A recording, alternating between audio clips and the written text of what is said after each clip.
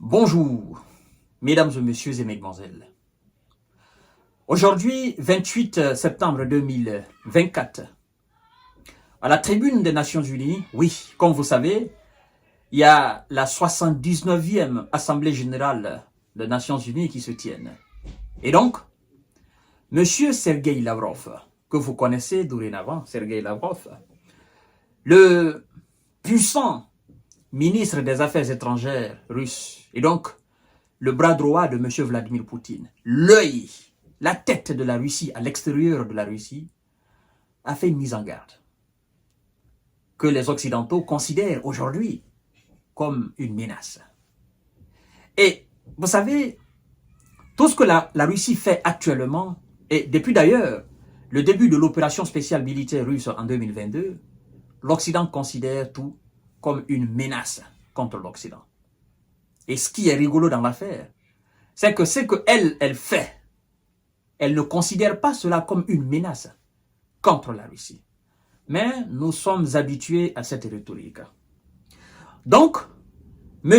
Lavrov, ministre des Affaires étrangères russe, à la tribune de l'ONU, il dit, je cite, « L'Occident espère défaire la Russie en se servant du régime néo-nazi et illégitime de Kiev.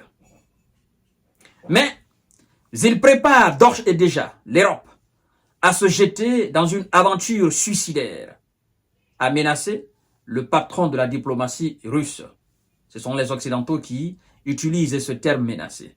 Nous dirons à déclarer le ministre des Affaires étrangères russe à la tribune de l'ONU.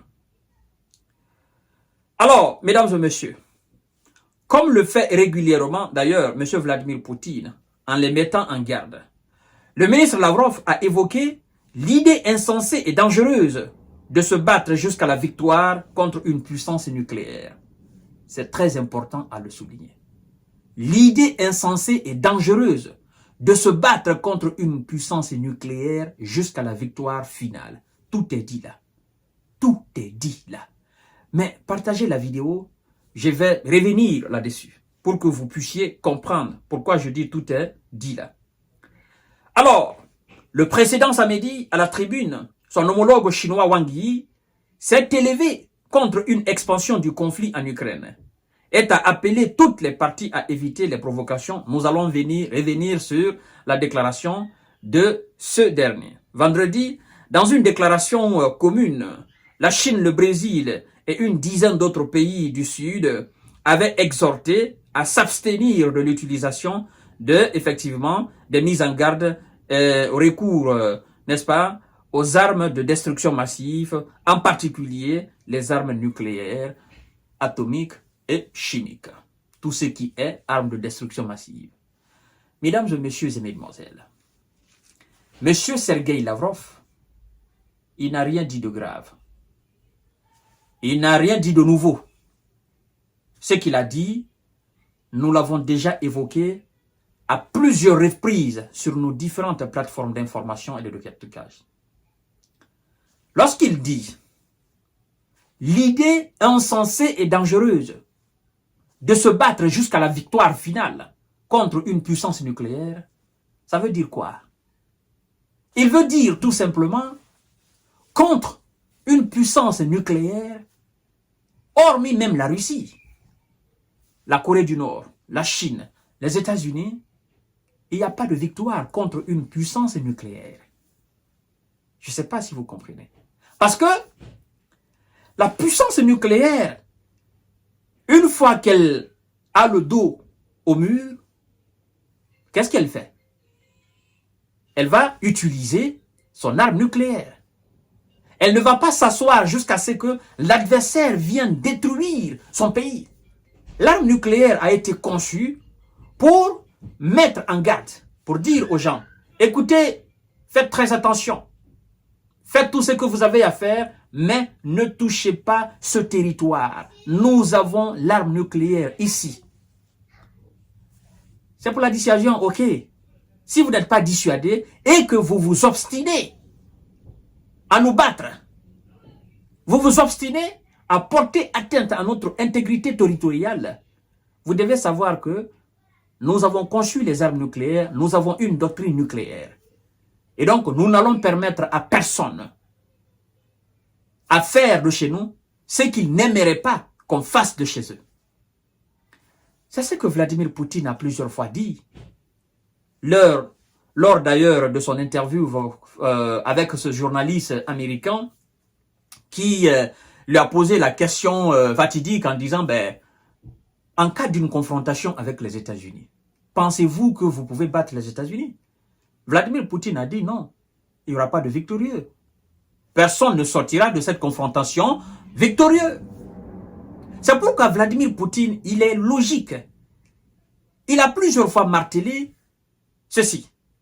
Tous ceux qui pensent que nous avons des ambitions d'attaquer les pays membres de l'OTAN, c'est de l'utopie, c'est de la bêtise, c'est de l'animosité, ça sort complètement de la réflexion humaine. C'est pas de la peur. Mais il se dit quoi? Je respecte leur organisation. Je respecte leur organisation. Qu'ils évoluent entre eux. Je ne vais pas les toucher. Mais qu'ils respectent aussi ce que je suis en tant que Russie. Alors qu'ils ne touchent pas la Russie.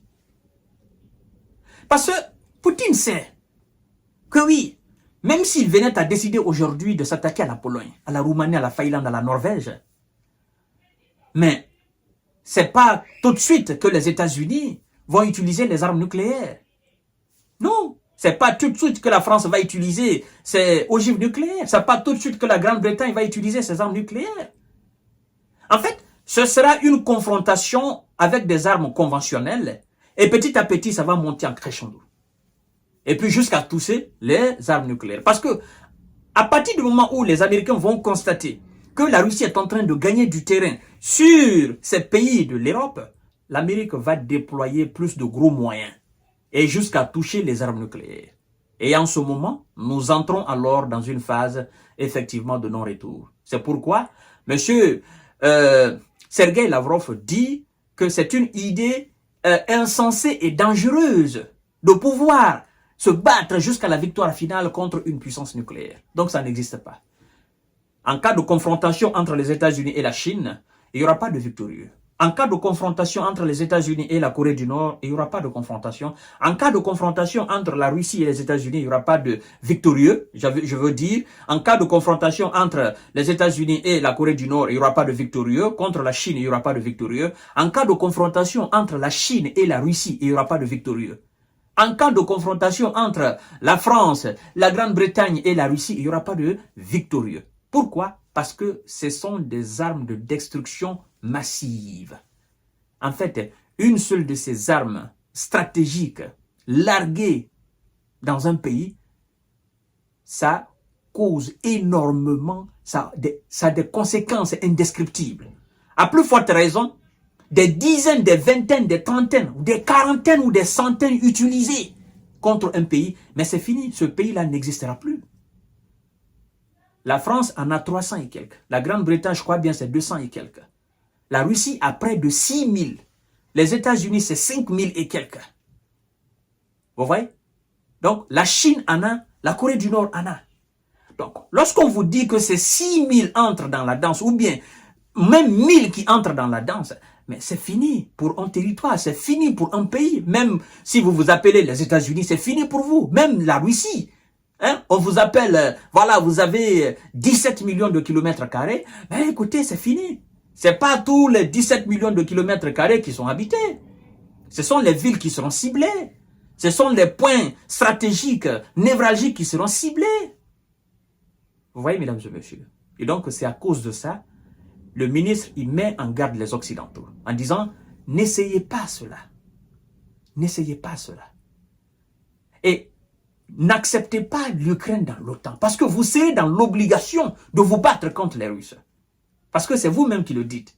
Un pays membre de l'OTAN qui se fait attaquer par une puissance ou par un autre pays, tout l'OTAN le fera face. Et donc, accepter l'OTAN dans de telles conditions, ce serait déclarer la guerre à la Russie. Et l'OTAN face à la Russie, ben, c'est la fin de notre civilisation moderne.